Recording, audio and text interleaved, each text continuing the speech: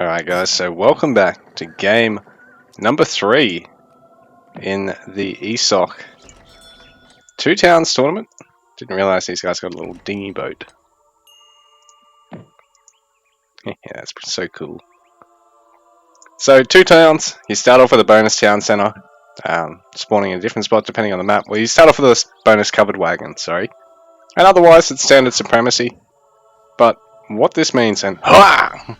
That was the Japanese scout getting a crit. So what this means is everyone actually spends slightly longer in exploration age because they've got 2 town centre production, which sort of sets back their early game food banking up towards the commerce age up. But the positive is from there you pretty much springboard ahead on economy because you've then been training all those extra villagers and you've got all that extra villager production all through the game from there, provided you don't lose the town centre. And it actually raises your initial town centre build limit from 1 to 2, and so additional increases from there actually stack on top of that. So some civs like Portuguese you can get up to like 5 or 6 town centres. It's fucking nutty, man.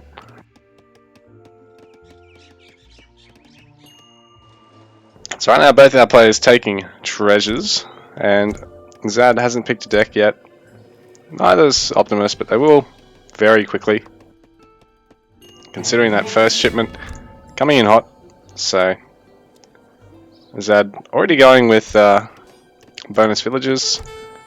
Optimus going with bonus villagers. Ezad a little bit behind on the XP already, but he will catch up quite quickly there, getting a kill and a treasure pickup. So let's see, he's going to go with Distributivism, very good card for the Indians. So, sorry guys, I didn't introduce our players and the civs. So, down 2-0 in the series.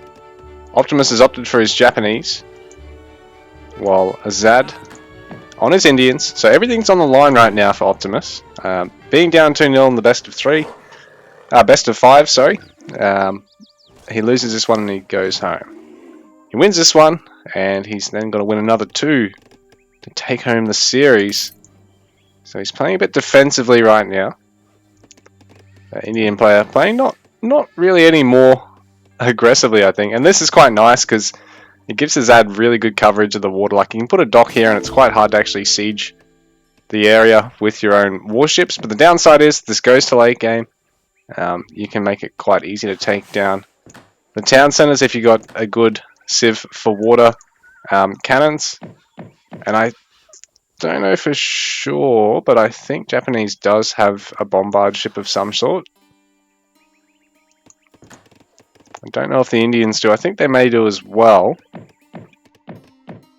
I know the American native civs get a little bit screwed in that regard. Like, they've got canoes, which are just fucking awful for trying to actually siege buildings on the land, compared to the contemporary European civs and to I think to the Asian civs and African civs. Actually, I think the African civs have got extremely good water. So Optimus is going to see this going on, and he's going to take a poke. He's just going to be able to fight. Is he going to focus down? Is he going to focus down the... He's just going to try and pinch the treasure. Yeah, he's going to come in, try and interrupt. I think he was just attacking one of the heroes there, and ooh. So Optimus is able to actually snipe both the final Guardian and the treasure itself, getting 120 coin and a bit of XP, using that return home spell, the smoke grenade that the Japanese heroes have got as well. So all in all, very successful, dealing a bit of damage, getting a bit of the XP and stealing the final treasure itself. It's a little bit rough for Optimus. I mean, for Ezad in the opening there, great play by Optimus.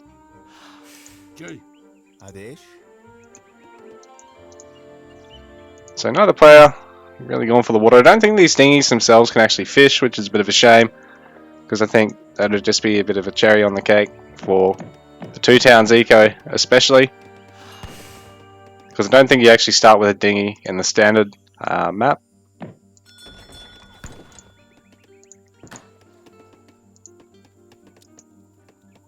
So we're 4 minutes in. And Optimus working towards an age up. He's got 3 villagers building it as well just to speed it up that little bit. So the Toshogu Shrine, we're going to give him some export and access to shrines. So you can have up to 8 herd and huntables on it rather than the 4. Gathers at almost twice the rate. So a really nice boom age up for him, but it also means he's left a little bit open because I think Ezad will be going for the Agra. Yeah, he's going to go for the Agra fort. So pretty much a standard for Indians, regardless of whether they're rushing or going to boom. The Agra just, because it's a fort, you know, you put it down somewhere you want to take a bit of map control and you're pretty safe. Oh, okay.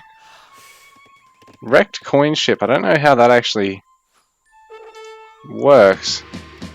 Is there more of these around the map? There is. So, are these like a giant treasure thing to... I mean, so like a giant chest to pick up. That's pretty sick.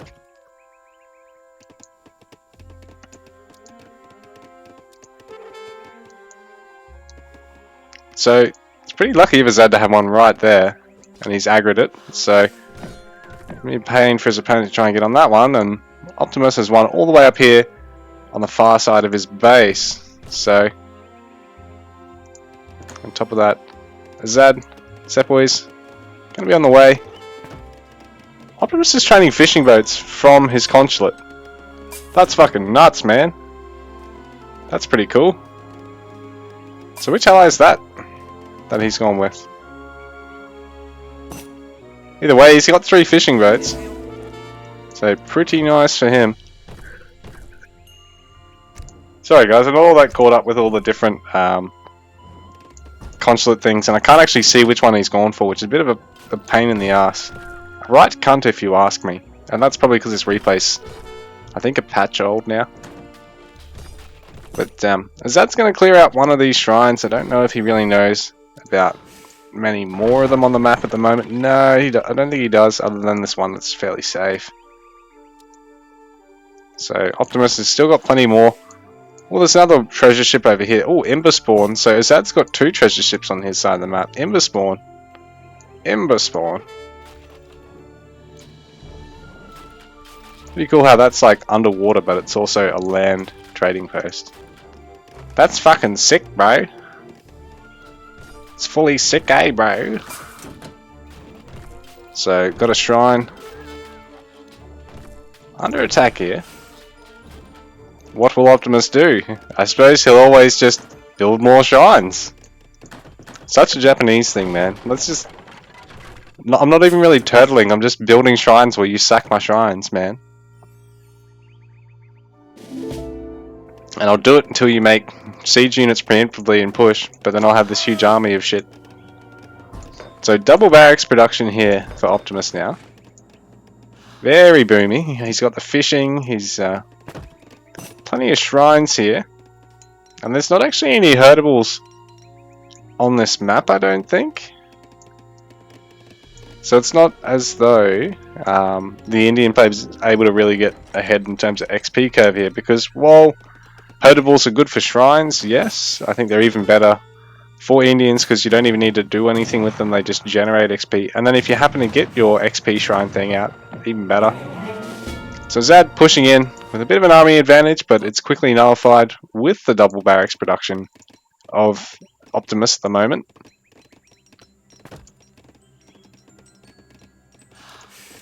Ezad's sending settlers. And he's actually getting diplomatic intrigue, even though he's already picked... oh no, that's Optimus, sorry. Optimus is getting diplomatic intrigue now, so he's gonna actually switch allegiances, I think. Because, I mean, he's already picked one to get the fishing ships, but he's gonna tear it up, probably. Yeah, who's he got? Portugal. Yeah, he's been with Portugal. That's Portugal, yeah. But I suppose when this tech kicks off, he's probably going to switch that. Because I'd imagine he would have wanted to get the card before he actually picked his thing, unless, you know, he's just did that for the export. Seems weird. Yeah, here we go. Oh, actually, yeah, he's going to go for one last Portuguese company. And then tear up his relationship with Portugal. Friendship with Portugal ended. Shh. Friendship with someone else started. So, ooh, this is nice. Single unit just harassing down the buildings. I like doing that. 1 or 2 units just harassing down the different shrines. But you got to be careful as well, because then you're detracting from your army size if you're sort of doing it with too many units. You know, you really don't want to have like fucking a dozen units missing from your main comp, because you're like slowly tapping down 5 shrines at once. You know, you might as well have them all sacking 1 shrine at once, or 2 shrines, and really trying to not engage. Because Optimus, great force here, really taking an XP lead. I think he might have boomed slightly harder initially. Just Japan things, you know. They actually are quite a complex civ to play. People often whine about them, particularly in lower level, like myself. But they are a hard civ to actually pull off a build like this, because if you do sort of underestimate when your opponent's going to shove, and sort of get a bit too late of an army mustering, and you know, they don't sort of play halfway between greed and aggression and sort of get caught, you can really get punished for going for this many shrines, and have to sort of cut them a little bit early, get some army to defend, and then get some more shrines.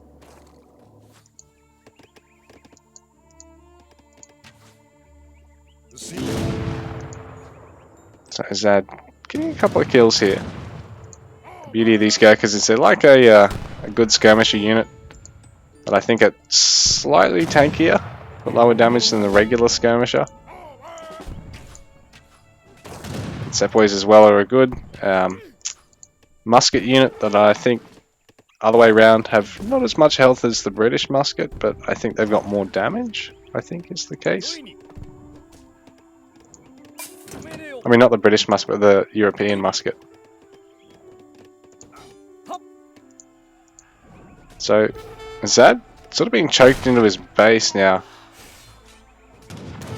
because Optimus wants to eventually be able to save this shrine as well, pick off that 1 unit, but for now I think he's just relying on taking a nice fight here, because going into this he's actually got a nice pop lead over Ezad, pretty even on Vil count, but Optimus does have about 30 pop more at the moment, so I think Ezad's closed the eco gap behind this, but now he sort of found himself with a bit of a lack of military, with some nice Yumis to come and support this, because if they can get in the fight on attack the fucking infantry.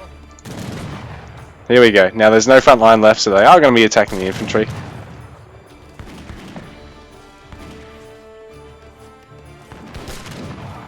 A nice fight for Optimus now. Ezad caught without a front line and with a much smaller back line than his opponent. Ooh, and villagers coming over here to try and get this treasure ship, so they do work how I thought they do. Where they're sort of like a quick... Oh no, they are like a regular mine. Okay. So are they just like a high value mine? Oh, because, yeah. The one over here is being gathered by Ezad, but his village is being chipped away at by some Yumi archers. It's not really enough to stay around now, but Ezad's managed to catch Optimus in a bit of a weird spot now, I think.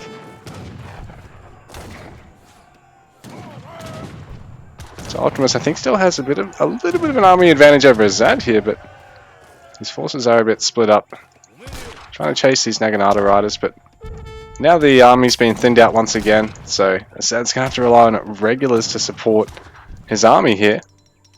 Well, that's nice. He's taken out 2 shrines with that the Huaminka, is it? How do you say it? Huaminka? I don't know.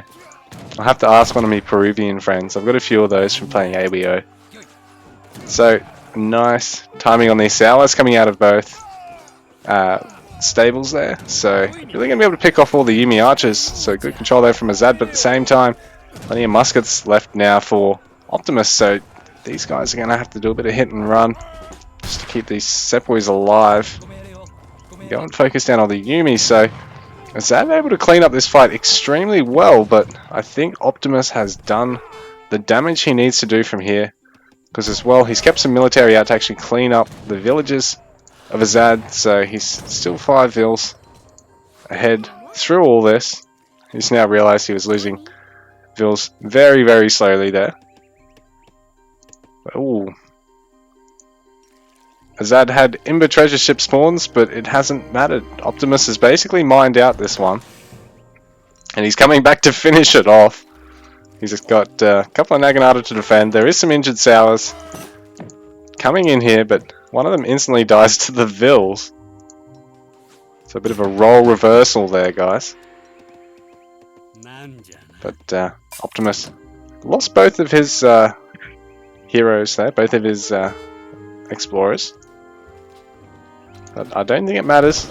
Ezad trying to clean up the shrines, but while this is going on, I don't know if he's going to have the force to be able to truly overwhelm Optimus and get these juicy villages and get himself back into the game here, because he probably needs everything here just to pressure and force a mistake from Optimus. He's doing really, really well. He's even got a buff from his... is that his Golden Pavilion doing that? Yeah. Actually increased land attack unit, I think he's got selected there. You can't actually see it. Bloody observer mode. Bloody replay system. So Optimus, plenty of resources in the bank here too.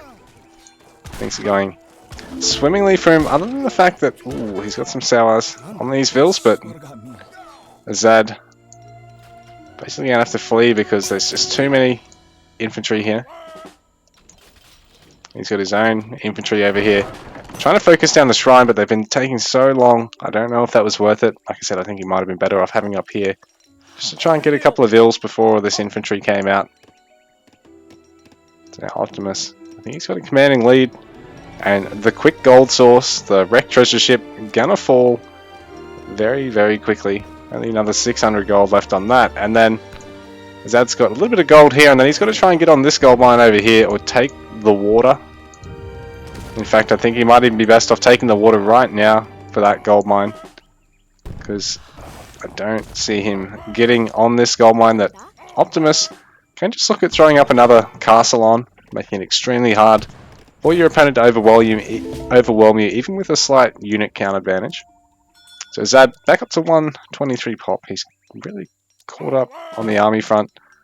Actually slightly ahead of Optimus on vills now, who I think might have pretty much cut landvill production. Well, he has out of one town centre.